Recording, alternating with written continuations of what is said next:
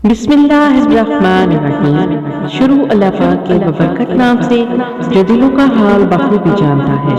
अस्सलामु अलैकुम लिसनर्स, आप सब कैसे हैं? जो दोस्त इस चैनल पर नए आए हैं वो बराए मेहरबानी चैनल सब्सक्राइब करके बेल नोटिफिकेशन ऑन कर दें ताकि नई आने वाली वीडियोस आपको सबसे पहले मिल जाए। प्यारे लिसनर्स, आज मैं आपके लिए लाई हूँ अंबर नागमारिया सीरीज की किस्त नंबर 17 सरकटा बूथ का आखिरी हिस्सा पेश खिदमत करने जा रही हूँ। तो लिसनर्स, चले चलते हैं कहानी की तरफ।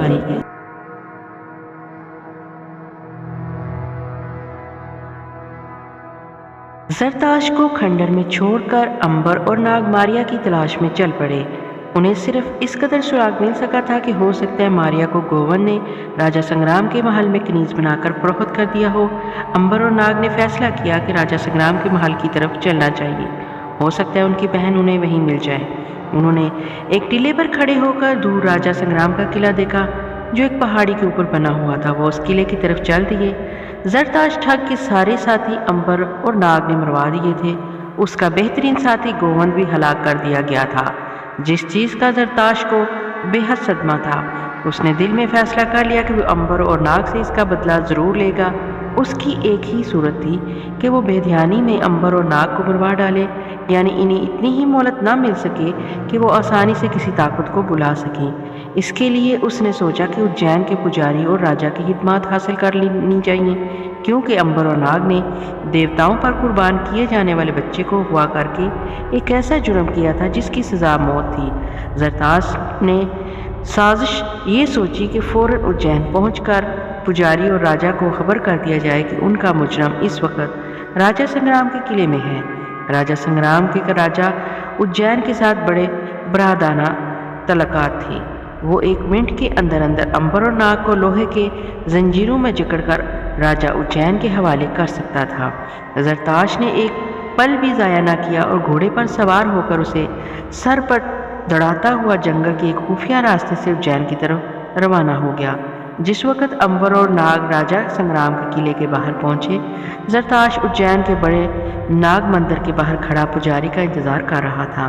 पुजारी ने दरवाज़ा खोला और बाहर जरताश को देखा और कहा, ऐ जरताश, ये तुम क्या करने यहाँ आए हो?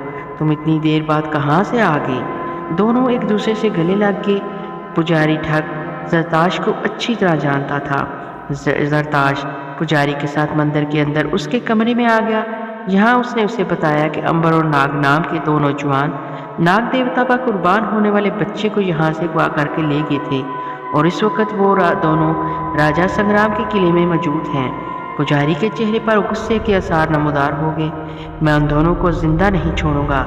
इस दवा मुझसे बचकर नहीं जा सकते। मेरे साथ आओ, अभी राजा के पास चलकर सारी बात खोल कर बयान कर देते हैं। पुजारी जरताश को साथ लेकर सीधा राजा के महल में आ गया। राजा पुजारी की बड़ी इज्जत करता था। उसने उसी वक्त उसे अपने खास कमरे में बुला लिया। पुजारी और जरताश ने झुककर सलाम किया और राजा को अलग से लेकर ये तक सारी कहानी सुना डाली। राजा का चेहरा गुस्से से लाल हो गया।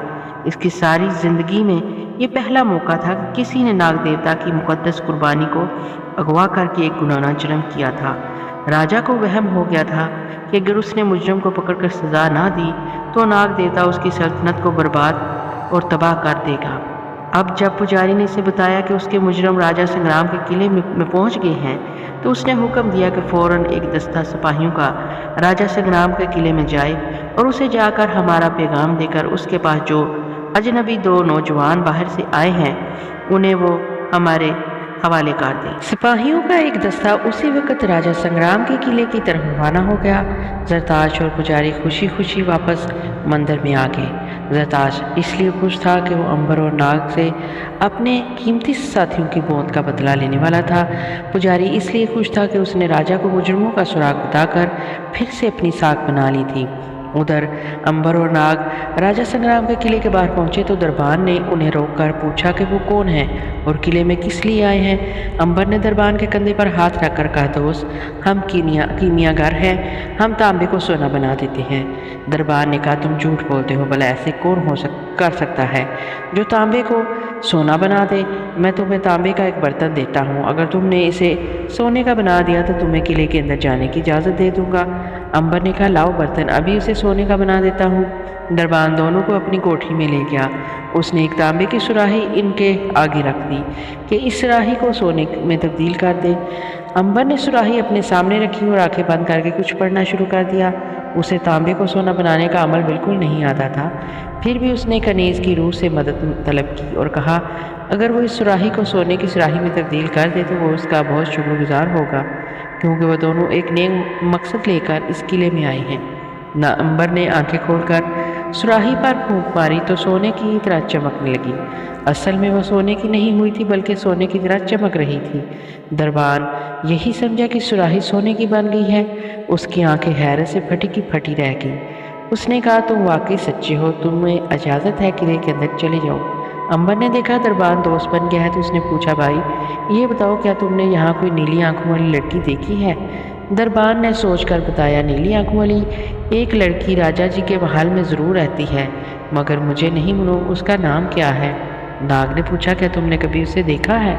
दरबान बोला, राजा जी के महल की कनीज़ों को सिवाय गुलामों के और कोई नहीं देख सकता, क्योंकि उन्हें महल से बाहर निकलने की इजाज़त नहीं है। अंबर और नाग के लिए इतनी ही इत्तला काफ़ी थी कि राजा के महल में एक नीली आंखों वाली कनीज़ मौजूद है। वो समझ गए कि गोवंद ने राजा संग्राम के महल में मारिया को दाखिल करवा दिया होगा। दोनों दोस्त दरबान की ड्योढ़ी से निकलकर किले के अंदर आ गए।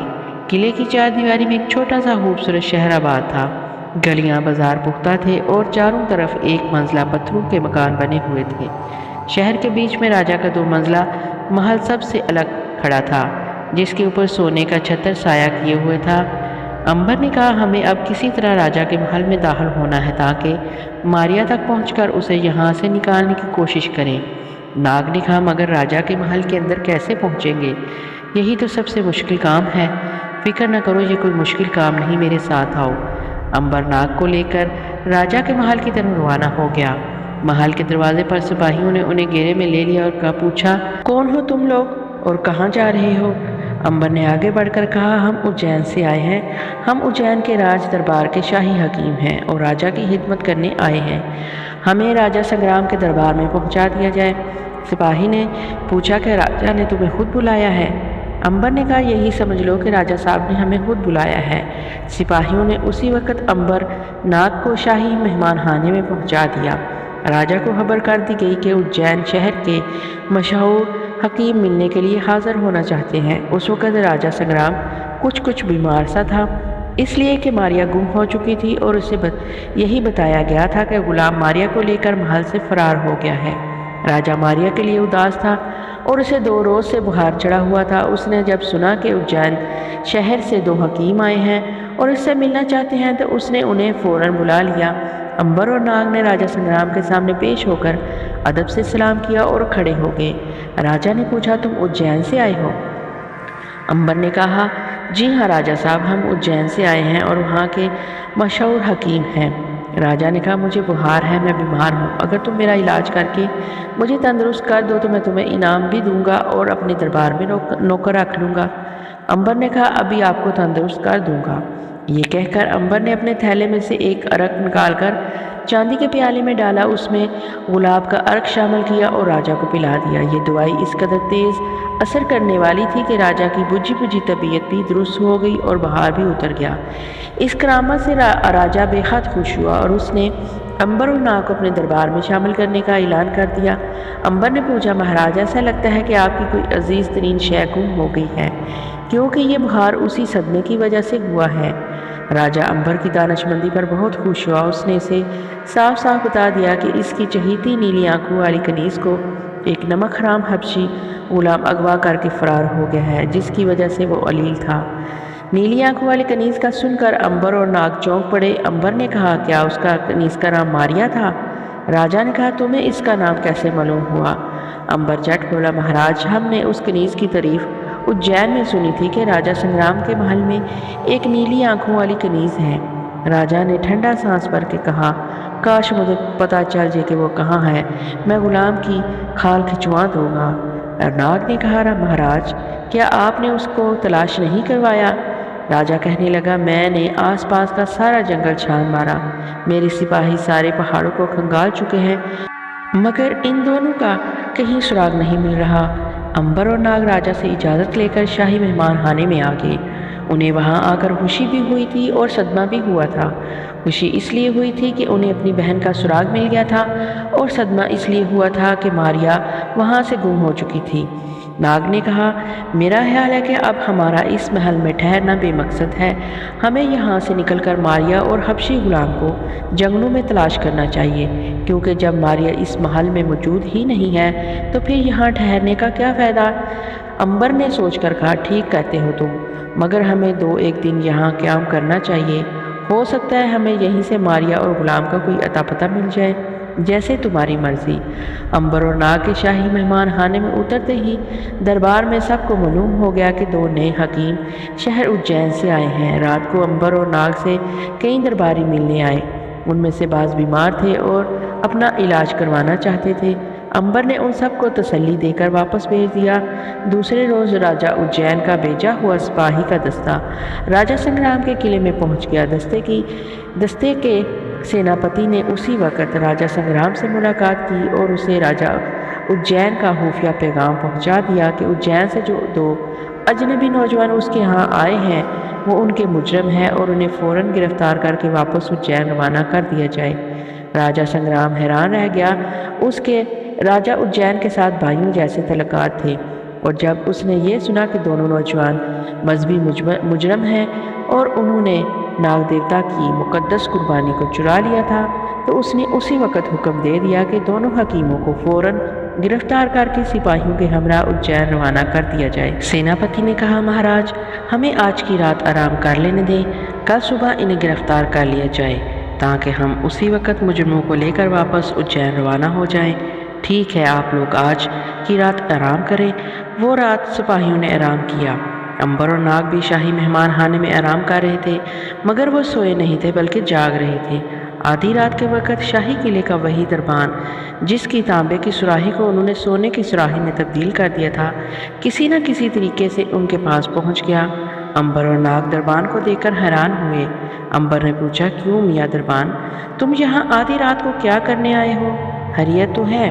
دربان کا سانس پھولا ہوا تھا، اس نے جلدی بتایا، آپ لوگوں نے مجھ پر بہت بڑا احسان کیا ہے، میں اس احسان کا بدلہ چکانے آیا ہوں۔ راجا اجین کے سپاہی آپ کو گرفتار کرنے آئے ہیں، جس طرح ہو سکے یہاں سے بھاگ جاؤ، بس میں جا رہا ہوں۔ یہ کہہ کر دربان چھلاوے کی طرح وہاں سے غائب ہو گیا۔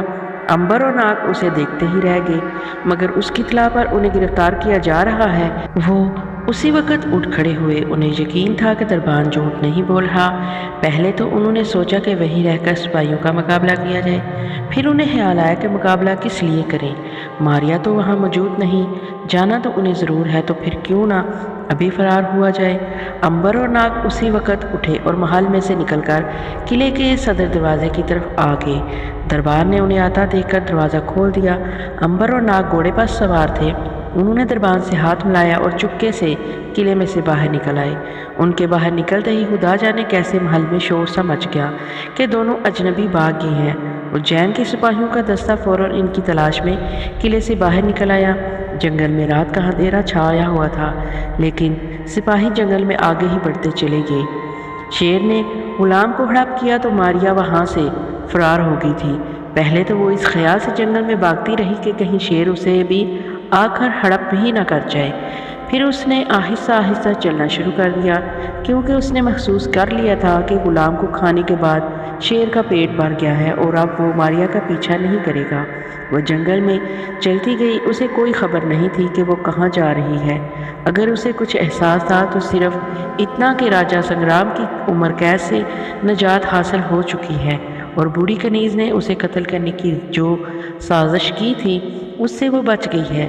وہ دل ہی دل میں کئی بار خدائے واحد کا شکر ادا کر چکی تھی کہ عین وقت پر شیر آ گیا۔ اگر شیر آ کر غلام کو ہلاک نہ کرتا تو ماریا کی موت یقینی تھی۔ دن اب کافی چڑھ آیا تھا اور جنگل میں روشنی پھیلی ہوئی تھی۔ ماریا چلتے چلتے تھک گئی۔ وہ سوچنے لگی کہ کس جگہ تھوڑی دیر بیٹھ کر آرام کرے۔ اسے اب بھی خطرہ تھا کہ کہیں راجا کے آدمی اس کی تلاش میں وہاں نہ پہنچ جائے۔ اس نے 2 ٹیلوں کے درمیان ایک چھوٹا اور تنگ سا راستہ دیکھا جو دائیں طرف کو گھوم گیا تھا۔ ماریا نے سوچا کہ وہ اس تنگ درے میں چھپ کر گھڑی بھر آرام کر لیتی ہے، کیونکہ اس جگہ اسے کسی کے آنے کا خطرہ نہیں تھا۔ ماریا تنگ راستے میں داخل ہو گئی۔ یہ پہاڑی راستہ آگے جا کر دائیں طرف مڑ گیا تھا۔ اب وہاں ایک جگہ سے پہلو کی جانب پہاڑ کی دیوار ٹوٹی ہوئی تھی اور زمین پر گھاس کا بستر سا بچھا ہوا تھا۔ ماریا بڑی حیران ہوئی کہ یہ بستر کس نے بچھا رکھا ہے۔ اس نے زیادہ سوچنے میں وقت ضائع نہ کیا، وہ بے حد تھکی ہوئی تھی۔ گھاس پر لیٹتے ہی اسے نیند آ گئی اور وہ سو گئی۔ ماریا کو معلوم ہی نہیں تھا کہ یہ جگہ ایک ایسی جادوگرنی کی ہے جو اس پہاڑی غار میں شاہ افراسیاب کے کالے علم کا چلا کاٹ رہی تھی۔ وہ ہر ایک روز جنگل میں جا کر کسی بھولے بھٹکے مسافر کو ورگلا کر بے ہوش کر دیتی اور پھر اس کا گلا کاٹ کر اس کا خون کٹورے میں ڈال کر لاتی، وہاں بیٹھ کر خون پیتی اور چلا کاٹنا شروع کر دیتی۔ اس وقت بھی جادوگرنی جنگل میں کسی مسافر کی تلاش میں نکلی ہوئی تھی۔ خوش قسمتی سے ماریا کسی دوسرے راستے سے وہاں آئی تھی۔ ایسے بھی جادوگرنی کو حکم تھا کہ چلا جب ہی کامیاب ہوگا جب خون صرف آدمیوں کا پیا جائے اور 40 روز کے بعد کسی ایسی لڑکی کا کلیجہ نکال کر بھون کر کھایا جائے جس کی ابھی شادی نہ ہوئی ہو اور جس کی آنکھیں نیلی ہو۔ ماریا سو رہی تھی کہ جادوگرنی ہاتھوں میں مسافر کے خون کا کٹورا پکڑے غار میں داخل ہوئی تو اس نے اپنے بستر پر ایک لڑکی کو سوئے ہوئے دیکھا۔ اس نے جادو کے زور سے معلوم کیا کہ یہ لڑکی کون ہے اور اس کے بستر پر کیوں سو رہی ہے۔ اس کے جادو کے ذریعے اسے معلوم ہوا کہ جو لڑکی بستر پر سو رہی ہے وہ کنواری ہے اور اس کی آنکھیں نیلی ہے۔ اس نیلی آنکھوں والی لڑکی کو اپنے بستر پر سوئے دیکھا تو وہ خوشی سے باغ باغ ہو گئی۔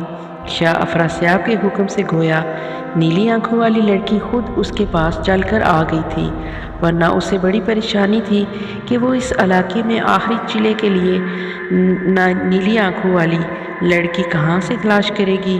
اب جو اس نے اپنے سامنے گھاس کے بستر پر نیلی آنکھوں والی ماریا کو سوئے ہوئے دیکھا تو بہت خوش ہوئی اور اپنے لمبے لمبے زرد خون آلود دانت نکال کر ہنسنے لگی۔ جادوگرنی ایک برس سے وہاں چلا کاٹ رہی تھی۔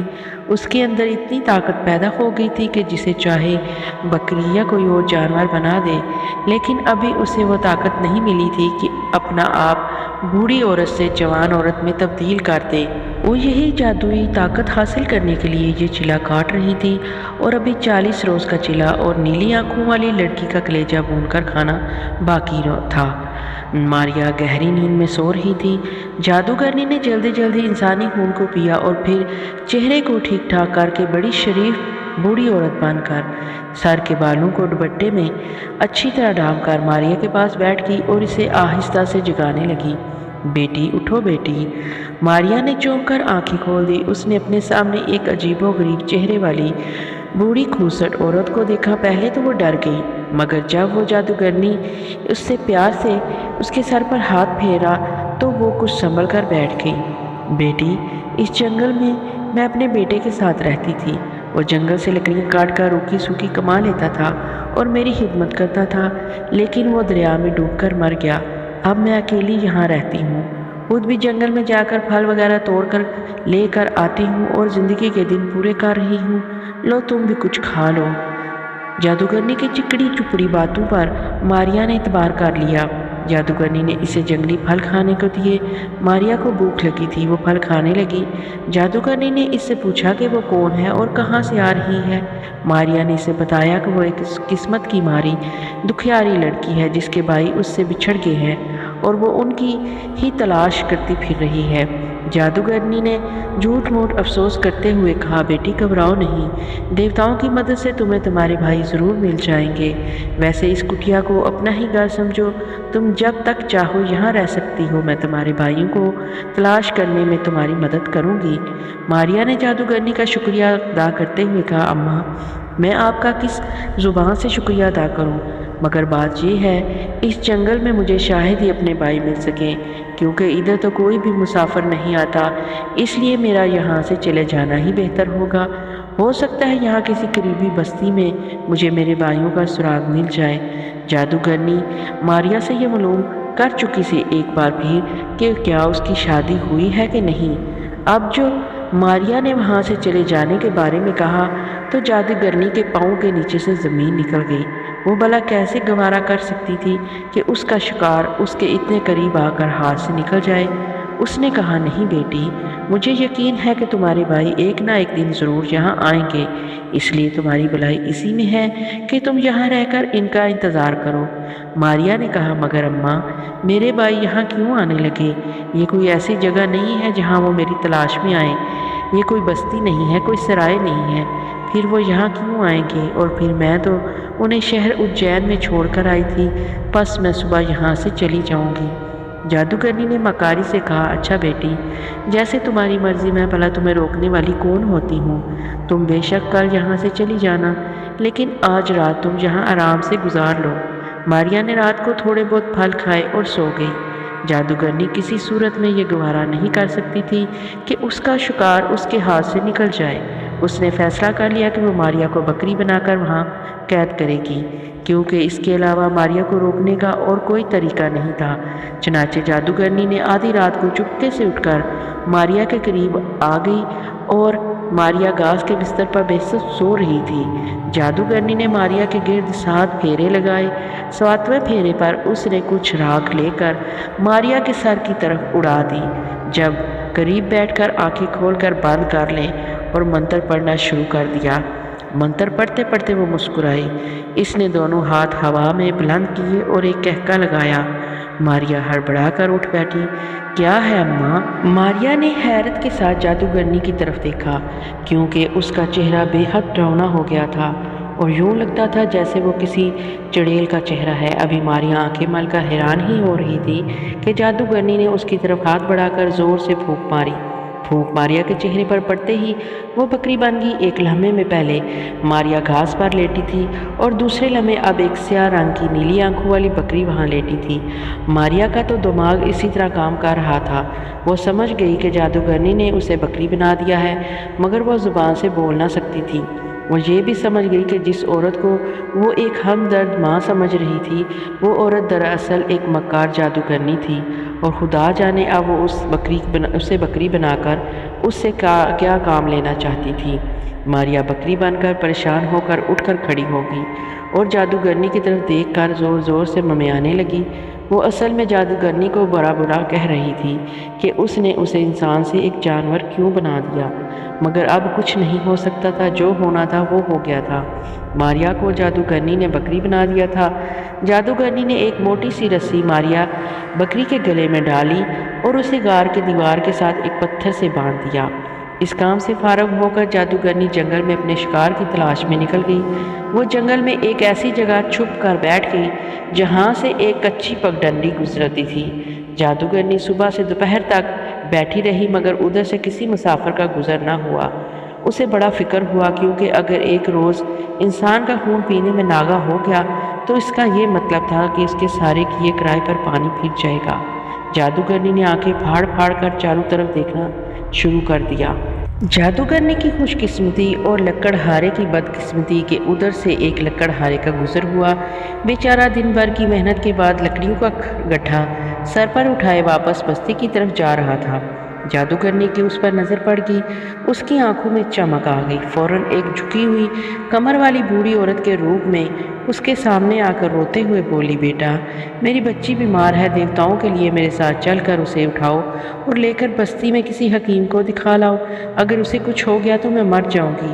نرم دل لکڑہارے نے کہا، اماں، کہاں ہے تمہاری بیمار بیٹی؟ مجھے بتاؤ، میں اسے لے کر ابھی بستی میں حکیم صاحب کو دکھاتا ہوں۔ بڑھیا بولی، بیٹا میرے ساتھ آؤ۔ جادوگرنی لکڑہارے کو لے کر ایک جگہ درختوں میں آ گئی۔ یہاں جادوگرنی نے کہا، بیٹا تم یہاں بیٹھو، میں اپنی بیمار بچی کو لے کر آتی ہوں۔ لکڑہارا لکڑیوں کا گٹھا ایک طرف رکھ کر درخت کے ساتھ ٹیک لگا کر بیٹھ گیا۔ جادوگرنی وہاں سے چلی گئی۔ ذرا دور جا کر وہ واپس آئی اور لکڑہارے کے عقب میں آ کر چھپ گئی۔ اب اس نے اپنے ہاتھ میں ایک خنجر تھام رکھا تھا اور وہ ایک ڈائن لگ رہی تھی۔ لکڑہارا بیچارہ اپنے خوفناک انجام سے بے خبر بیٹھا بوڑھی عورت کی بیمار بیٹی کا انتظار کر رہا تھا کہ جادوگرنی نے ایک خوفناک چیخ ماری۔ لکڑہارا ڈر کر پیچھے دیکھنے ہی والا تھا کہ جادوگرنی نے پوری طاقت سے تیز دھار والا خنجر لکڑہارے کی گردن میں گھونپ دیا۔ خون کا ایک فوارہ چھوٹ گیا، لکڑہارا گر پڑا۔ جادوگرنی نے کٹورے کو خون سے بھرا اور جلدی جلدی 2 پہاڑیوں کے درمیان والے درے سے ہو کر واپس اپنی کٹیا میں آ گئی۔ بکری ماریا نے جادوگرنی کو اپنی نیلی نیلی آنکھوں سے سہم کر دیکھا۔ جادوگرنی نے خون سے بھرا ہوا کٹورا زمین پر رکھا، آلتی پالتی مار کر پتھروں پر بیٹھ کر آنکھیں بند کر کے کچھ منتر پڑھے اور پھر خون کا کٹورا منہ سے لگا لیا۔ خون پی کر اس کی آنکھوں میں ایک شیطانی چمک آ گئی۔ ماریا اگرچہ بکری بن چکی تھی مگر اس کا دماغ پوری طرح کام کر رہا تھا۔ وہ سمجھ گئی کہ جادوگرنی چلا کر رہی ہے اور اس کے لیے کسی انسان کو ہلاک کر کے اس کا خون پیتی ہے۔ وہ ڈر گئی اور دیوار کے ساتھ سمٹ سی گئی۔ جادوگرنی اپنی جگہ سے اٹھ کر بکری کے پاس آئی اور اس کی گردن پر ہاتھ پھیرنے لگی۔ ماریا کے سارے بدن میں خوف اور دہشت کی ایک لہر دوڑ گئی۔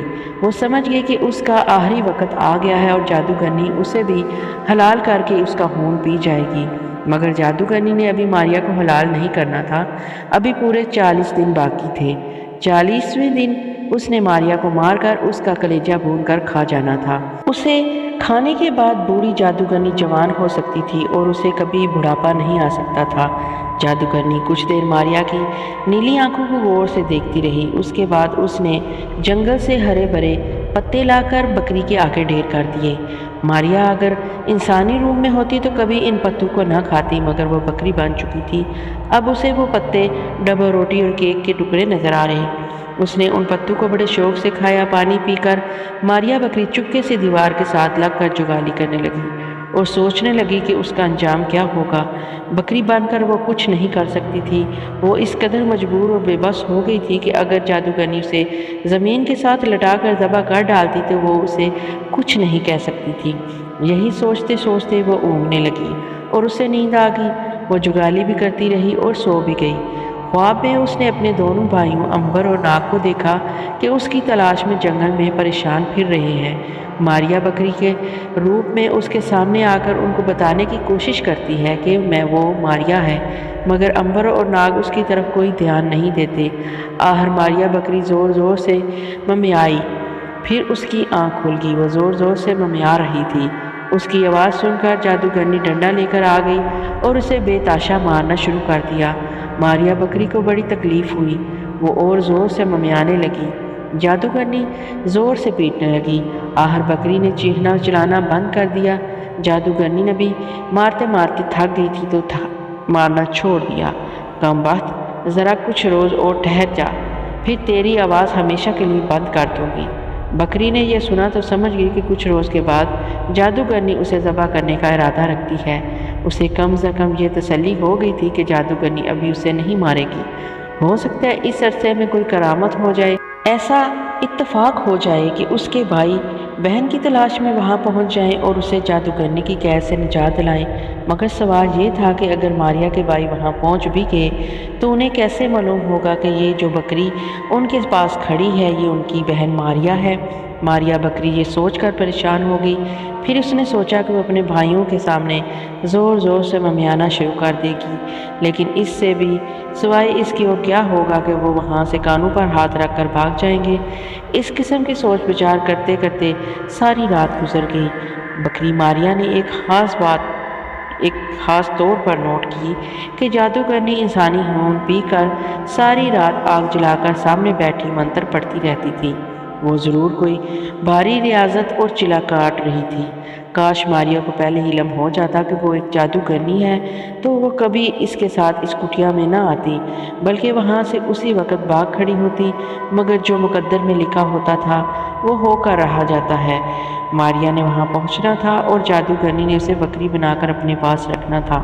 اب سوائے اس کی اور کوئی چارہ نہیں تھا کہ ماریا چپ چاپ بیٹھ کر انتظار کرے کہ آگے کیا ہوتا ہے۔ راجہ اجین کے سپاہیوں کو بھگا کر دونوں دوست جنگل میں آ گئے۔ اب ان کے سامنے بھی کوئی منزل نہیں تھی۔ وہ اپنی بہن کی تلاش میں ضرور تھے مگر انہیں کچھ علم نہیں تھا کہ ماریا انہیں کہاں ملے گی اور کس طرح سے ملے گی۔ وہ ایک دوسرے سے باتیں کرتے جنگل میں جا رہے تھے مگر سوال ایک ہی تھا جو انہیں پریشان کر رہا تھا کہ وہ ماریا کو کہاں تلاش کریں۔ اگرچہ حبشی غلام اسے اغوا کر کے لے گیا ہے تو وہ کہاں گیا ہوگا؟ ظاہر ہے وہ کسی دوسرے راجا کی سلطنت میں نہیں جا سکتا کیونکہ وہاں اس کے پکڑے جانے کا ڈر تھا۔ اب ایک ہی صورت باقی رہ جاتی ہے کہ شاید غلام نے ماریا کو کسی دوسرے شہر فروخت کر دیا ہو۔ ایسی صورت میں بھی اس کا جنگل سے ہو کر گزرنا ضروری تھا۔ یہی وجہ تھی کہ وہ جنگل کے جھاڑی دار رستوں میں سے ہو کر گزرتے ہوئے ایک ایک شے کو بڑے غور سے دیکھ رہے تھے کہ کہیں ماریا کی کوئی نشانی نہ گری ہو، مگر وہاں سوائے جنگلی جھاڑیوں اور درختوں کے گرے پتے کے اور کچھ بھی نہ تھا۔ ماریا ادھر سے گزری ضرور تھی، لیکن اس کے پاس ایسی کوئی بھی شے نہیں تھی جو بے حیالی میں رستے پر گر سکتی۔ اس کے علاوہ اگر ماریا کو یقین ہوتا کہ اس کے بھائی ادھر سے گزر رہیں گے تو وہ وہیں کسی جگہ رک کر ان کا انتظار کرتی۔ امبر اس سلسلے میں نہ تو بہرام جن سے کوئی مدد لے سکتا تھا اور نہ ہی کنیز کی روح سے امداد طلب کر سکتا تھا، کیونکہ ان دونوں کو غیب کا علم نہیں تھا۔ بہرام جن اور کنیز کی روح امبر کو مشکلات سے تو چھڑا سکتے تھے، مگر اسے یہ نہیں بتا سکتے تھے کہ فلاں آدمی کہاں پر ہے اور کل کیا ہونے والا ہے۔ ہاں، بلقیس کی روح نے ایک بار اسے ایک بزرگ کی تشریف لانے کی بشارت ضرور دی تھی، مگر اس کے آگے وہ بھی کچھ نہیں بتا سکی تھی، لہٰذا اب سوائے اس کی اور کوئی چارہ نہیں تھا کہ وہ جنگل بستی بستی پھر کر اپنی بہن کو تلاش کرتی رہے۔ ناگ نے کہا، میرے دماغ میں ایک ترکیب آئی ہے۔ امبر نے پوچھا، وہ کیا؟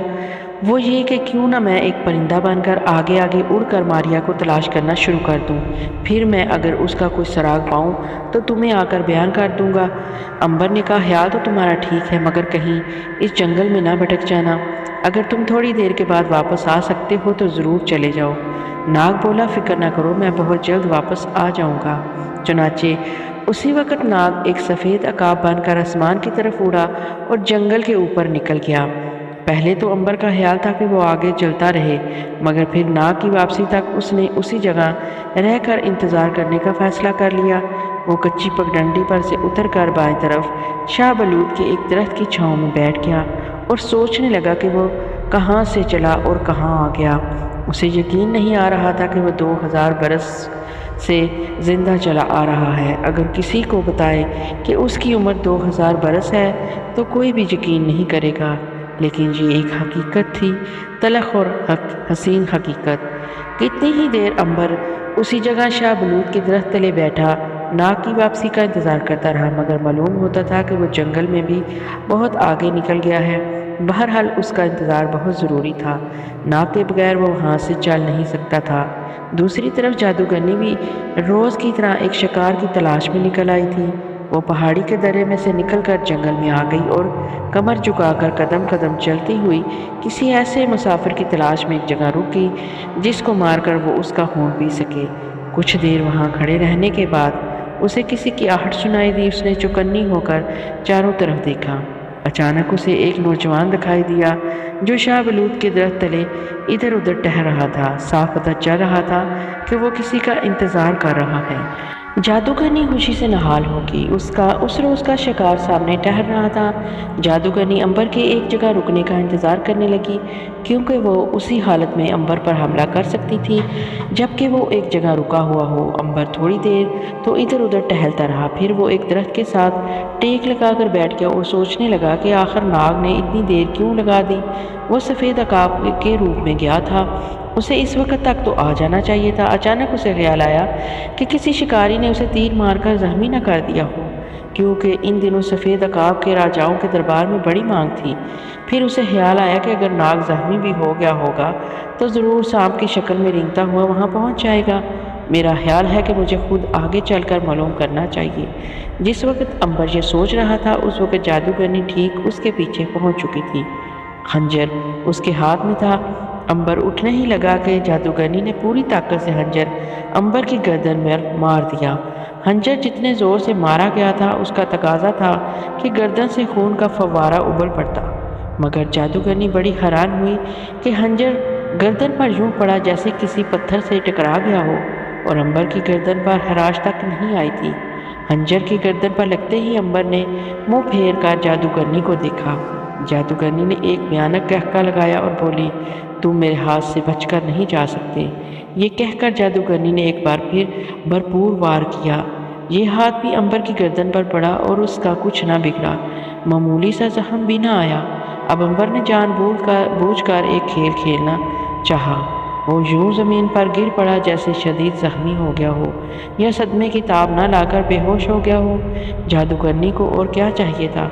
फौरन लपक कर सामने आई और अंबर की गर्दन पर ज़ोर ज़ोर से खंजर चलाने लगी, मगर उसकी अकल और दिमाग हैरान रह गई कि अंबर की गर्दन कटती ही क्यों नहीं।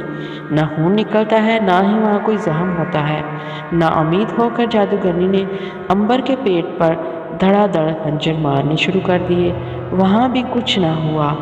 वही हुआ जो गर्दन पर खंजर चलाने पर हुआ था। खंजर थोड़ा सा अंबर के पेट में जाता और फिर बाहर निकलकर पेट की खाल फिर से एक दूसरे के साथ मिल जाती। ना कोई जख्म होता, ना कोई खून निकलता। जादूगरनी घबरा गई कि यहाँ मेरे शैतान, ये क्या माजरा है? ये शख्स कोई जिन है या भूत है कि इस पर किसी शय का असर ही नहीं होता।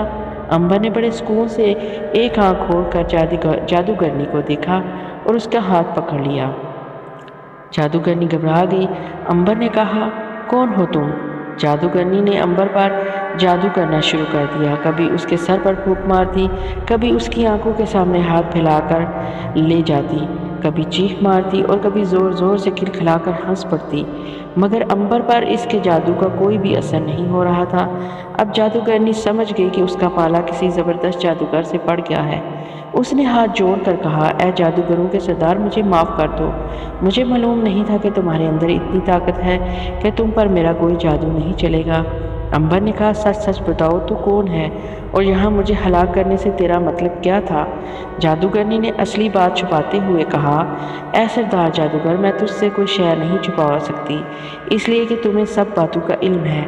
मैं काले इल्म का चिला काट रही हूँ। मैं 40 रोज़ से एक पहाड़ी गार में चिला काट रही हूँ। मेरे चिले का आखिरी दिन था और मेरे लिए ज़रूरी था कि मैं किसी राह चलते मुसाफिर के जिस्म से चुल्लू भर खून लेकर उसे आग पर फेंकूँ। मैं इसीलिए तुम्हारे पास हमला करने आई थी क्योंकि तुम मुझे कोई मुसाफिर दिखाई दिए थे। काश मुझे मालूम होता कि तुम एक बहुत बड़े जादूगर हो और बड़ी ताकत के मालिक हो, मैं फिर तुम पर कभी हमला न करती। अंबर ने इसकी बात का इतबार कर लिया। इतने में नाग भी वहाँ आ गया। वो सफ़ेद अकाब के रूप में नहीं था बल्कि इंसानी शक्ल में था। उसने अंबर को बताया, मैंने करीब करीब सारा जंगल छान मारा, मुझे मारिया कहीं नजर नहीं आई। जादूगरनी ने पूछा, आपको किसकी तलाश है?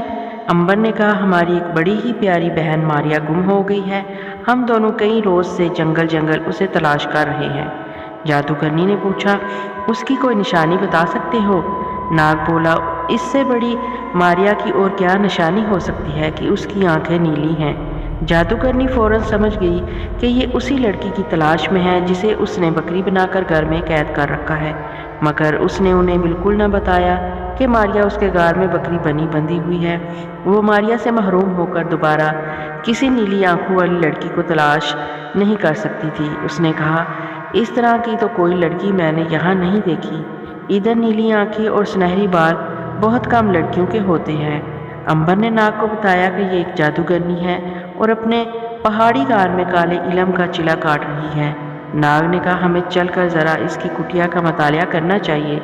जादूगरनी घबरा गई। वो नहीं चाहती थी कि अंबर और नाग उसकी कुटिया में जाएं। सबसे ज़्यादा खतरा उसे अंबर से था, जिसे वो बड़ी ताकतवर खुफिया ताकतों का जादूगर समझती थी। उसे यकीन था कि अंबर जो ही उसकी झोंपड़ी में दाखिल हुआ, वो मारिया को बकरी के रूप में ज़रूर पहचान लेगा। उसने बातों ही बातों में उसकी कुटिया में जाने की बड़ी मुखालफत की, मगर अंबर ने कहा, हम तुम्हारी कुटिया में ज़रूर जाएंगे। हम मालूम करना चाहते हैं कि तुम कौन से काले इलम का चिला कर रही हो। अब जादूगरनी को कोई जवाब नहीं बन पा रहा था। वो मजबूरन अंबर और नाग को लेकर गार में आ गई, मगर उसे जिसका खतरा था वो ना हुआ। अंबर और नाग ने मारिया को बकरी की शक्ल में बिल्कुल ना पहचाना। वो इसके पास ही आकर खड़े हो गए, मगर उन्हें बिल्कुल मालूम ना हो सका कि जिस बकरी के पास वो खड़े हैं वो उनकी बहन मारिया है। नाग ने एक बार बकरी की तरफ प्यार से देखकर कहा, कितनी प्यारी नीली आंखें हैं इस बकरी की। अंबर ने बकरी की तरफ देखकर कहा, हाँ, बड़ी प्यारी बकरी है। फिर इसने जादूगरनी से पूछा, ये बकरी तुमने किस लिए पा रखी है? जादूगरनी हंस पड़ी और बड़ी मकारी से कहने लगी, मैं गरीब जादूगरनी हूँ, अभी मेरा जादू का चिला पूरा नहीं हुआ। मुझे ताकत के लिए बकरी के दूध पर ही गुजारा करना पड़ता है।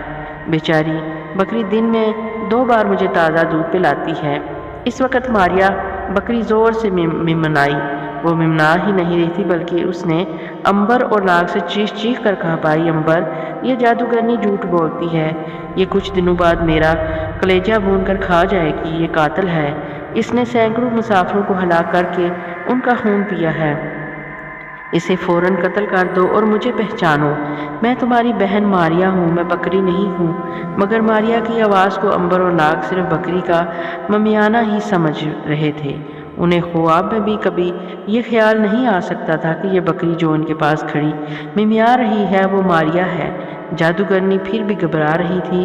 اسے وہم ہو گیا تھا کہ امبر کو کسی نہ کسی وقت جادو کے زور سے ضرور خبر ہو جائے گی کہ بکری اصل میں اس کی بہن ماریا ہے، اور پھر ماریا جادوگرنی کی ساری چالاکیاں بتا دے گی اور امبر اسے زندہ نہیں چھوڑے گا۔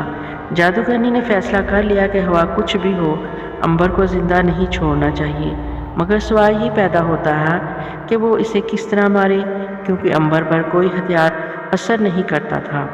وہ اسی سوچ میں گم تھی کہ امبر نے ناگ سے کہا، ناگ، شام ہونے والی ہے، اب ہمارا جنگل میں سفر کرنا خطرے سے خالی نہیں ہوگا، کیوں نہ اسی جگہ رات بسر کی جائے، کل صبح پھر سے ماریا کی تلاش شروع کر دیں گے۔ ناگ نے کہا، میرا بھی یہی خیال ہے امبر بھائی، ہمیں رات اسی غار میں بسر کرنی چاہیے، اس سے بہتر رات گزارنے کی جگہ ہمیں اور کہیں نہیں مل سکتی۔ جادوگرنی تو یہی چاہتی تھی کہ وہ اسی غار میں رات رہیں اور وہ سوتے میں ان دونوں کو ہلاک کر دے۔ امبر نے جادوگرنی سے پوچھا، کیوں بی بی جادوگرنی، کیا تم ہمیں اجازت دیتی ہو کہ ہم تمہاری کٹیا میں رات بسر کر لیں؟ جادوگرنی نے کہا، یہ میری خوش قسمتی ہوگی اگر آپ میری جھونپڑی میں رات بسر کریں گے، کیونکہ آپ جادوگروں کے سردار ہیں اور میں آپ کی باندی ہوں، آپ جب تک چاہیں میرے ہاں ٹھہر سکتے ہیں، اگرچہ آپ کی خدمت میں اعلیٰ کھانے تو پیش نہیں کر سکتی، مگر جو کچھ مجھ سے بن پڑا میں آپ کی خدمت کروں گی وہ میں ضرور کروں گی۔ تمہاری مہمان نوازی کا شکریہ ادا کرتے ہیں بی بی جادوگرنی۔ اس وقت بکری پھر سے زور سے ممیائی۔ اس وقت ماریا کہہ رہی تھی، اس کی باتوں پر بھروسہ نہ کرو امبر، یہ بڑی کمینی اور جھوٹی ہے، یہ پوری شیطان کی خالہ ہے، یہ تمہیں ضرور نقصان پہنچائے گی۔ مگر امبر اور ناگ بکری کے ممیانے کو بھلا کیا سمجھ سکتے تھے۔ ناگ نے جادوگرنی سے کہا، یہ بکری بہت شور مچا رہی ہے، اگر یہ اسی طرح رات کو بھی شور مچاتی رہی تو ہم ایک پل کے لیے بھی نہ سو سکیں گے۔ جادوگرنی نے کہا، میں ابھی اس کا بندوبست کیے دیتی ہوں۔ جادوگرنی تو بکری کو وہاں سے ہٹانے کا موقع ڈھونڈ رہی تھی۔ اس نے فوراً بکری کو کھولا اور اس کی رسی کھینچ کر غار سے باہر لے گئی۔ باہر لے جا کر اس نے بکری کو زور سے 2 مکے مارے۔ کمینی، اتنا شور کیوں مچا رہی ہے؟ کیا اس لیے کہ وہ تیرے بھائی ہیں؟ بھول جا اب ان کو، تم ان سے اب کبھی نہیں مل سکو گی۔ میں تمہیں ایک ایسی جگہ باندھ کر آؤں گی جہاں سے وہ اگر چاہیں گی بھی تو تمہیں تلاش نہیں کر سکیں گے۔ تم اس جگہ پہ قید رہو گی اور تمہیں میں اس دن نکالوں گی جس دن مجھے تمہارے کلیجے کو بھون کر کھانا ہوگا۔ ماریا ڈر گئی۔ جادوگرنی اسے گھسیٹتی ہوئی غار سے دور پہاڑی کے پیچھے ایک ایسی جگہ لے آئی جہاں ایک گھڑا زمین کے اندر بنا ہوا تھا۔ جادوگرنی نے اس گھڑے کے اندر بکری کو دھکیل دیا، نیچے اتر کر بکری کے منہ کے گرد کپڑا باندھ دیا تاکہ وہ ممیا نہ سکے۔ باہر نکل کر گھڑے کے اوپر جاڑیاں کاٹ کر ڈال دی۔ اب کوئی نہیں دیکھ سکتا اور کہہ سکتا کہ وہاں کوئی گھڑا تھا جس کے اندر کوئی بکری بھی ہوگی۔ جادوگرنی نے کہا، اب خاموشی سے اس گھڑے میں پڑی رہو، تم چاہو بھی تو آواز نہیں نکال سکتی۔ یہ کہہ کر جادوگرنی واپس غار میں آ گئی۔ اب رات ہو رہی تھی۔ ناگ اور امبر سونے کی تیاریاں کرنے لگے۔ امبر نے کہا، ہو سکتا ہے یہ جادوگرنی رات کو مجھے اور تمہیں ہلاک کرنے کی کوشش کرے، اس لیے بہتر یہی ہے کہ ہم الگ الگ سوتے ہیں۔ میں تو مر نہیں سکوں گا، لیکن اگر اس نے تم پر وار کر دیا تو تمہارے لیے زندہ رہنا بڑا مشکل ہو جائے گا۔ ناگ نے کہا، ٹھیک ہے، میں باہر جا کر لیٹ جاتا ہوں۔ ناگ باہر جانے لگا تو جادوگرنی نے پوچھا، بیٹا تم کہاں چلے؟ کیا یہاں آرام نہیں کرو گے؟ ناگ نے کہا، بھی جادوگرنی، مجھے یہاں گرمی لگتی ہے، میں تمہاری جھونپڑی سے باہر جا کر سوؤں گا، میرا بھائی امبر اندر ہی سوئے گا۔ امبر نے بھی کہا، ہاں بھی جادوگرنی، اسے بہت گرمی لگتی ہے۔ جادوگرنی بولی، جیسے تمہاری مرضی بچوں، میں تو صرف تمہاری خدمت کرنا چاہتی ہوں۔ صبح اٹھ کر ناشتہ کیا پسند کرو گے؟ امبر نے کہا، صرف مرغی کا شوربہ۔ جادوگرنی بولی، میں صبح اٹھتے ہی جنگل سے مرغابیاں پکڑ کر لے آؤں گی۔ تم بے فکر ہو کر سو جاؤ۔ امبر اندر لیٹ کر اونگنے لگا، پھر اسے نیند آ گئی۔ ناگ باہر جا کر جھاڑیوں کے پیچھے بیٹھ گیا۔ اس نے فوراً ایک ہلکی سی پھنکار ماری اور سانپ کی شکل اختیار کر لی۔ سانپ بن کر وہ چپکے سے چھپتے چھپاتا جادوگرنی کے غار کے اندر آ گیا اور ایک طرف دیوار کے ساتھ لگ کر لیٹ گیا۔ آدھی رات کو جبکہ امبر گہری نیند سو رہا تھا، جادوگرنی اپنے بستر سے اٹھی۔ اس نے جھک کر امبر کو دیکھا کہ سو گیا ہے یا نہیں۔ جب اسے اطمینان ہو گیا کہ امبر سو چکا ہے تو اس نے چولہے میں آ کر آگ جلا کر لاخ گرم کی۔ جب لاخ پگھل گئی اور اس میں سے بھاپ کے بلبلے پھوٹنے لگے تو اس نے لاخ کا ابلتا ہوا برتن دونوں ہاتھوں سے اٹھا لیا اور دبے پاؤں امبر کی طرف چلنے لگی۔ ناگ یہ سب کچھ بڑے غور سے دیکھ رہا تھا۔ جب جادوگرنی گرم گرم لاخ کا کٹورا لے کر امبر کی طرف بڑھنے لگی تو وہ ایک دم ہوشیار ہو گیا اور اسے خیال آیا کہ امبر کا وہم سچ ثابت ہوا۔ یہ عورت تو اسے ہلاک کرنے کے لیے آگے بڑھ رہی ہے، اب مزید انتظار کرنے کا وقت نہیں تھا۔ ناگ نے وہاں سے کھسکنا شروع کر دیا۔ اس نے اپنا پھن پھیلایا اور بڑی تیزی کے ساتھ جادوگرنی کے پیچھے آ گیا۔ جادوگرنی اس وقت لاخ کا گرم گرم کٹورا دونوں ہاتھوں میں پکڑے امبر پر گرانے کی کوشش کرنے ہی والی تھی کہ سانپ نے ایک دم سامنے آ کر لپک کر جادوگرنی کے ماتھے پر ڈس دیا۔ جادوگرنی چیخ مار کر پیچھے گری۔ گرم گرم لاخ اس کے اوپر گر پڑی، اس کا سارا بدن جل گیا۔ ادھر زہر نے بھی اپنا کام کر دیا اور جادوگرنی دیکھتے ہی دیکھتے تڑپ تڑپ کر مر گئی۔ امبر اٹھ کر بیٹھ گیا۔ ناگ نے اسے سارا واقعہ سنایا۔ وہ خوش ہوا کہ جادوگرنی اپنے عبرتناک انجام کو پہنچی۔ دونوں دوست وہاں بیٹھے باتیں کرتے رہے۔ اب وہ صبح کا انتظار کر رہے تھے تاکہ اپنا سفر دوبارہ شروع کیا جا سکے۔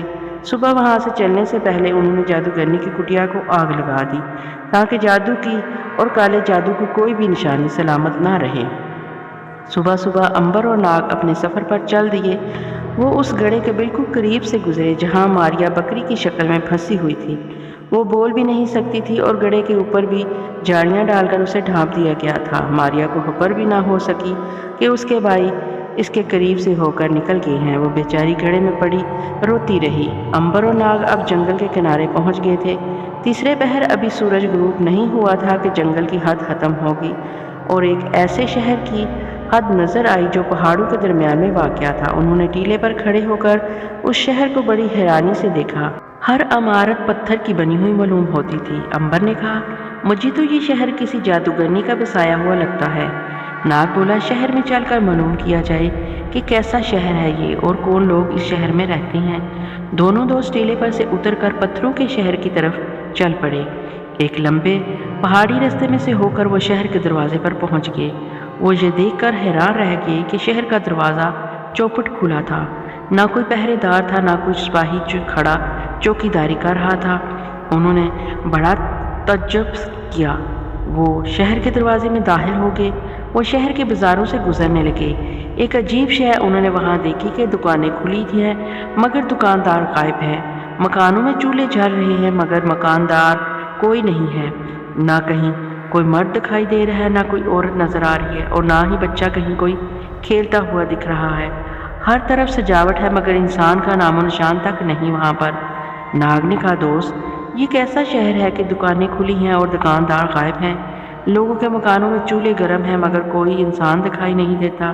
امبر نے کہا، ایسا لگتا ہے اس شہر کے لوگ اچانک کسی طرف اٹھ کر بھاگ گئے ہیں، یا اس شہر پر کوئی اچانک ایسی آفت آئی ہے کہ وہ اپنی دکانیں بھی بند کر نہیں سکے، اپنے گھروں کے چولہے کی آگ بھی نہیں بجھا سکے، انہوں نے یہاں سے بھاگ جانا پڑا۔ میرا بھی یہی خیال ہے امبر، مگر سوال یہ ہے کہ اس شہر پر ایسی کون سی آفت آ گئی؟ کیا کسی جن بوت نے حملہ کر کے سارے لوگوں کو ختم کر دیا یا کوئی اور قیامت نازل ہو گئی؟ دونوں دوست بازاروں میں چل پھر رہے تھے مگر ان کی سمجھ میں نہیں آ رہا تھا کہ اس شہر پر کون سی قیامت ٹوٹ پڑی ہے۔ بازار میں سے نکل کر وہ ایک گلی میں آئے تو انہیں ایک کتا دکھائی دیا جو ایک مکان کے نیچے بیٹھا رو رہا تھا۔ امبر نے لپک کر کتے کو پکڑنا چاہا مگر کتے نے امبر کو دیکھا اور بھاگ کر ایک حویلی میں گم ہو گیا۔ امبر اور ناگ بھی اس کے پیچھے پیچھے حویلی میں داخل ہو گئے۔ یہ ایک سنسان اور ویران حویلی تھی۔ وہاں نہ آدم تھا نہ آدم زاد، ہر طرف پھوک کا عالم تھا۔ حویلی کے صحن میں فوارہ چل رہا تھا جس کا شفاف پانی تالاب میں گر رہا تھا۔ گملوں میں سرخ پھول کھلے ہوئے تھے، دیواروں پر زرد پھولوں سے بھری ہوئی بیلیں چڑھی ہوئی تھی۔ امبر نے حیرانی سے کہا، مگر یہاں کے لوگ کہاں چلے گئے ہیں؟ ناگ نے کہا، خدا جانے لوگوں کو زمین کھا گئی یا آسمان نکل گیا، ایک بچہ بھی تو دکھائی نہیں دے رہا۔ امبر ایک کمرے کا دروازہ کھول کر اندر گیا تو سامنے ایک بوڑھا آدمی پلنگ کے پاس کھڑا تھا۔ امبر پہلے تو ڈر سا گیا کہ یہ اچانک بوڑھا آدمی اس ویران شہر میں کہاں سے آ گیا۔ اس نے ناگ کی طرف دیکھا اور ناگ نے امبر کی طرف۔ پھر امبر نے آگے بڑھ کر بوڑھے کے کندھے پر ہاتھ رکھ دیا۔ بوڑھا لڑکھڑا کر نیچے گر پڑا۔ معلوم ہوا کہ وہ مر رہا ہے اور اس کی سانس تیز تیز چل رہی ہے۔ امبر اور ناگ نے اس پر جھک کر پوچھا، بابا، اس شہر پر کون سی آفت نازل ہوئی کہ لوگ یہاں سے بھاگ گئے؟ اس شہر کے لوگ کہاں ہیں؟ بوڑھے نے دم توڑتے ہوئے کہا، بیٹا، میں اس شہر سے باہر گیا ہوا تھا، واپس آیا تو ایک عورت نے مجھے بتایا کہ یہ کالی بلا نے اس شہر پر حملہ کیا اور اس شہر کے سارے بچوں، جوانوں، عورتوں اور بوڑھوں کو بکریاں بنا کر اپنے ساتھ پہاڑوں میں لے گئی، جہاں ان میں سے ہر روز وہ 4 بکریوں کو کھا جاتی ہے۔ امبر نے پوچھا، وہ بلا کون سی پہاڑیوں میں گئی ہے؟ بوڑھے نے کہا، تالاب کے پار والی پہاڑیوں میں اس بلا کا ڈیرا ہے۔ اس شہر کے سارے لوگ بکریاں بنے اسی بلا کے باڑے میں بندھے ہوئے ہیں۔ اتنا کہہ کر بوڑھے نے دم توڑ دیا، اس کا سر ایک طرف ڈھلک گیا۔ امبر اور ناگ نے حویلی کے کمرے میں چادر نکالی اور اس بوڑھے کی لاش کو لپیٹ کر وہیں دفن کر دیا۔ ناگ بولا، امبر، اب ہمارا فرض ہے کہ اس شہر کے مظلوم لوگوں کو اس کالی بلا کے شکنجے سے نجات دلائیں، نہیں تو وہ بلا سارے بے گناہ لوگوں کو ایک ایک کر کے کھا جائے گی۔ امبر نے کہا، بات تو میرے دل میں لگتی ہے، اس بلا نے شہر کو تباہ و برباد کر کے رکھ دیا ہے۔ اتنا خوبصورت سجا سجایا شہر قبرستان کا نقشہ پیش کر رہا ہے۔ چلو اس پہاڑی کی طرف چلتے ہیں جہاں بوڑھے کی اطلاع کے مطابق وہ بلا رہتی ہے۔ امبر اور ناگ حویلی سے باہر نکل آئے اور شہر کے سنسان بازاروں میں سے گزرتے تالاب والی پہاڑی کی طرف روانہ ہو گئے۔ شہر سے باہر نکل کر وہ ایک پتھریلی پگڈنڈی پر ہو گئے جو تالاب کے ارد گرد والے پہاڑی سلسلے کی طرف جاتی تھی۔ تھوڑی دیر بعد انہیں ایک تالاب نظر آیا جس کے ارد گرد بڑی گھنی جھاڑیاں تھیں جن میں کالے رنگ کے عجیب قسم کے پھول کھلے ہوئے تھے۔ امبر نے ناگ سے کہا، میرا خیال ہے کہ یہی وہ تالاب ہے جس کے بارے میں بوڑھے نے ہمیں اطلاع دی تھی، مگر سوال یہ ہے کہ وہ پہاڑی کہاں ہے؟ کیا وہ سامنے والی پہاڑی ہے یا وہ اس کے پیچھے والی پہاڑی جس پر کالی بلا نے قبضہ کر رکھا ہے؟ یہ تو ان پہاڑیوں میں چل کر ہی پتہ چلے گا۔ ناگ، میرا خیال ہے کہ تم سفید عقاب کی شکل میں اڑ کر ذرا پہاڑیوں کا چکر لگاؤ اور پھر مجھے آ کر بتاؤ کہ کالی بلا کا پہاڑ کون سا ہے۔ ناگ نے اسی وقت سفید عقاب کا روپ بدلا اور پھڑپھڑا کر فضا میں اڑ گیا۔ فضا میں اڑتا ہوا وہ پہاڑیوں کے اوپر چکر لگانے لگا۔ اچانک اسے پہاڑیوں کے بیچ میں ایک باڑا نظر آیا جس میں بے شمار بکریاں قید تھیں۔ وہ نیچے آ گیا اور باڑے کے اوپر چکر لگانے لگا۔ اس نے دیکھا کہ ساری بکریاں اسے دیکھ کر سمٹ گئی تھیں۔ وہ سمجھ گیا کہ یہی وہ بکریاں ہیں جو اس شہر کے باشندے ہیں۔ وہ بلا بھی انہی پہاڑیوں میں رہتی ہوگی جس نے ان بے گناہ عورتوں، بچوں اور بوڑھوں کو بے زبان بکریاں بنا دیا ہے۔ وہ پہاڑی کے اوپر سے ہوتا ہوا اس تالاب کی طرف مڑ گیا جہاں امبر اس کا انتظار کر رہا تھا۔ جس وقت سفید عقاب نیچے پہاڑیوں کی طرف مڑا تھا تو ٹھیک اس وقت کالی بلا نے اسے دیکھ لیا تھا اور اس کے کانوں میں عقاب کے پروں کی پھڑپھڑاہٹ گونجنے لگی تھی۔ ناگ نے امبر کے پاس آ کر انسانی روپ اختیار کیا اور اسے بتایا کہ شہر کے سارے باشندے بکریوں کی شکل میں ایک باڑے میں بند ہے، کیا تم انہیں دیکھ کر آ رہے ہو؟ ہاں، میں اپنی آنکھوں سے دیکھ کر آ رہا ہوں۔ تو چلو پھر، دیر کس بات کی؟ امبر اور ناگ اس پہاڑی کی طرف روانہ ہو گئے جہاں کالی بلا رہتی تھی۔ وہ اونچی چٹانوں کی ایک دیوار کے قریب سے ہو کر گزر رہے تھے۔ ان چٹانوں کے پتھر اوپر جا کر نوکیلی خنجروں کی طرح نکلے ہوئے تھے۔ ہر چٹان کے بیچ میں درخت تھی جہاں کانٹے دار جھاڑیاں اگی ہوئی تھی۔ ناگ اندازے سے امبر کو اس طرف لے جا رہا تھا جہاں بکریاں بنے ہوئے انسان ایک باڑے میں بندھے تھے۔ کافی اوپر چڑھنے کے بعد وہ ایک چھوٹے سے سبزہ زار میں آ گئے جہاں چاروں طرف پہاڑیوں کے ایک قدرتی دیوار بنا رکھی تھی۔ جگہ جگہ بلوط کے درخت ہوا میں جھول رہے تھے۔ ایک طرف کوئی پرانا سا قبرستان تھا جس کی قبریں ڈھہ چکی تھی اور سوراخوں میں چھپکلیاں رینگ رہی تھیں۔ امبر نے پوچھا، ناگ، وہ باڑا کہاں ہے جہاں بکریاں قید ہیں؟ ناگ نے بڑے غور سے آگے کی طرف دیکھتے ہوئے کہا، میرا خیال ہے اس چراگاہ کے پیچھے ہے۔ چراگاہ سے نکل کر وہ ایک چٹان کی دیوار کو عبور کر کے دوسری جانب آئے تو انہیں سامنے درختوں کے نیچے ایک باڑے میں سینکڑوں چھوٹی بڑیاں بھیڑ بکریاں ادھر ادھر گھاس چرتی نظر آئیں۔ नाग ने कहा, यही वो लोग हैं जिनको खौफनाक बला ने जादू के जोर से बकरियां बना दिया है। इन बकरियों के इर्द गिर्द लोहे के हारदार तार लगे हुए थे। अंबर ने देखा कि एक बूढ़ी औरत एक जगह बकरियों के पास बैठी शायद उनकी रखवाली कर रही थी। अंबर ने नाग से कहा, इस औरत से चलकर बातचीत करते हैं और मालूम करते हैं कि यहाँ क्या कार्य हो रहा है। वो कोई तसल्ली बख्श जवाब नहीं देगी। नाग बोला, इससे बात करने में क्या हर्ज है? अंबर ने कहा। वो दोनों जंगले के साथ साथ चलते हुए उस बूढ़ी औरत के पास आकर रुक गए। उन्होंने देखा कि बूढ़ी औरत बहुत बूढ़ी है और उसकी भवें भी सफ़ेद हो गई थीं। उसने भी अंबर और नाग को आते देख लिया था। एक सवालिया नज़र उन पर डाली और फिर हैरानी से उनको देखती रह गई। साफ मालूम हो रहा था कि वो इस बात पर हैरान है कि ये दोनों नौजवान इस खतरनाक जगह पर कैसे पहुंच गए। अंबर ने करीब जाकर बूढ़ी औरत को झुककर बड़े अदब से सलाम किया और पूछा, बड़ी बी, क्या आप हमें बताएंगी कि यहाँ से शहर को कौन सा रास्ता जाता है? बूढ़ी औरत ने एक तरफ इशारा करके कहा, इस तरफ से। आखिर नाग ने एक फैसला कौन सवाल कर दिया, बड़ी अम्मा, हमें बड़ी भूख लगी है, क्या तुम हमें इन बकरियों में से किसी बकरी का दूध नहीं पिलाओगे? हम तुम्हारा शुक्रिया अदा करेंगे। औरत ने कहा, तुम जो कोई भी हो यहाँ से फ़ौरन चले जाओ। नाग बोला, मगर बड़ी बी, हम तो यहाँ सैर करने आए हैं, हमें ये जगह बहुत पसंद है और हम यहाँ 2-1 रोज़ ठहर कर लुत्फ़ उठाने का इरादा रखते हैं। बूढ़ी औरत ने थरथराती आवाज़ में कहा, मुझे तुम्हारी जवानियों पर तरस आता है, यहाँ से चले जाओ। अगर तुम जिंदा रहना चाहते हो तो यहाँ से चले जाओ।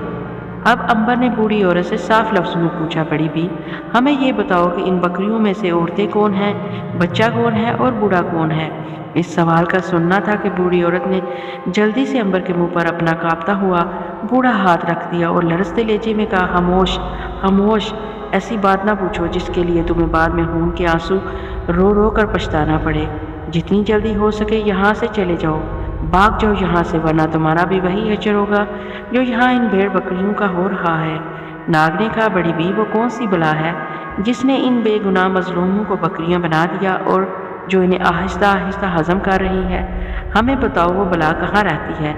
इस सवाल के साथ ही फजा में एक भयानक चीख बुलंद हुई। इसकी आवाज़ इस कदर शदीद थी कि इर्द गिर्द की पहाड़ियों पर लर्जा तारी हो गया।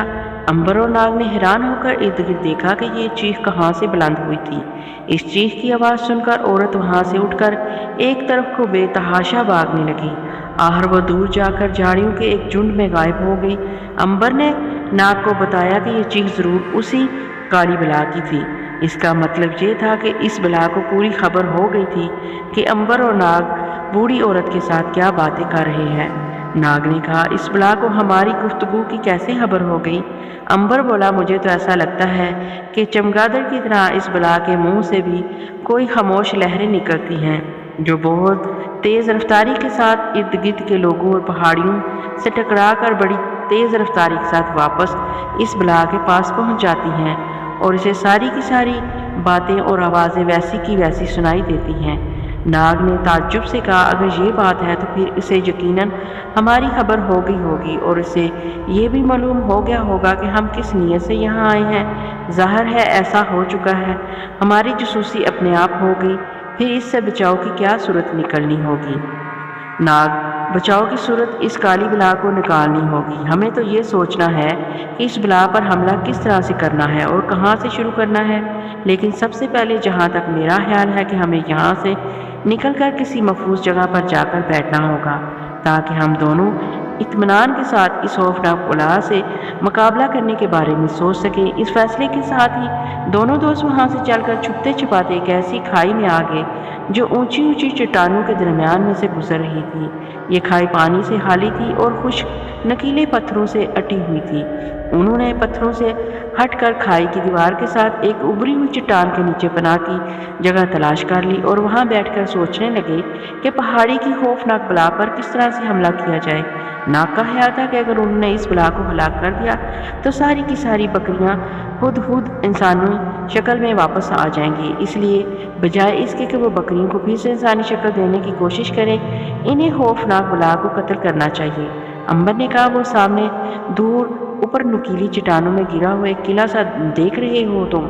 हाँ, देख रहा हूँ, नाग ने कहा। वो बला इसी पुराने किले के खंडर में रहती है। तो फिर आओ चलते और इस शहर के बेगुनाह लोगों को इस बला के अजाब से निजात दिलाएं।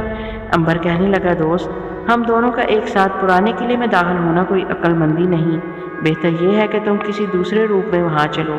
ٹھیک ہے، ناگ نے کہا، پھنکار کر اسی وقت سیاہ کالے سانپ کا روپ دھار لیا اور عنبر سے ذرا ہٹ کر جنگل میں اس پرانے قلعے کی طرف چلنا شروع کر دیا جہاں وہ خوفناک بلا رہتی تھی۔ جنگل کا ٹکڑا تھوڑا سا تھا، چلنے پر وہ ختم ہوا تو ایک چڑھائی آ گئی جس کے راستے پر گول گول پتھر بکھرے ہوئے تھے اور درخت ایسے تھے کہ ان کی شاخوں پر ایک بھی پتا نہیں تھا، لیکن وہ کانٹوں سے بھرے ہوئے تھے۔ ناگ سانپ کی شکل میں عنبر کے ساتھ پتھروں میں سے ہو کر چل رہا تھا۔ عنبر نوکیلی چٹانوں والی دیوار کے پاس رک گیا۔ اس نے دیکھا کہ چٹانوں کے درمیان سے ایک چٹان ٹوٹی ہوئی ہے، ایسا لگتا ہے جیسے اسے جان بوجھ کر توڑا گیا ہو۔ یہاں ایک رستہ سا بن گیا تھا جو چار دیواری کے اندر جاتا تھا، جہاں سے باہر ہی بڑے بڑے کھو نظر آ رہے تھے۔ عنبر سمجھ گیا کہ یہی وہ جگہ ہے جہاں خوفناک بلا رہتی ہے۔ اس نے ناگ کو آگے چلنے کا اشارہ کیا اور خود بھی اسی راستے میں سے چار دیواری کے اندر داخل ہو گیا۔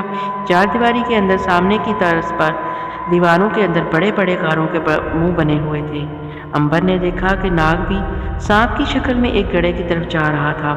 اسی گڑھے کی سمت عنبر بھی چلنے لگا۔ وہ ایک چھوٹے سے میدان میں سے گزر رہے تھے جہاں قدم قدم پر انہیں بکریوں کے سر اور ٹانگیں بکھری ہوئی نظر آئیں۔ عنبر سمجھ گیا کہ یہ وہی بے گناہ لوگ ہیں جنہیں بکری بنا کر خوفناک بلا ہڑپ کر کی ہے۔ عنبر اس بات پر بڑا حیران تھا کہ ابھی تک خوفناک بلا نے چیخ کیوں نہیں ماری۔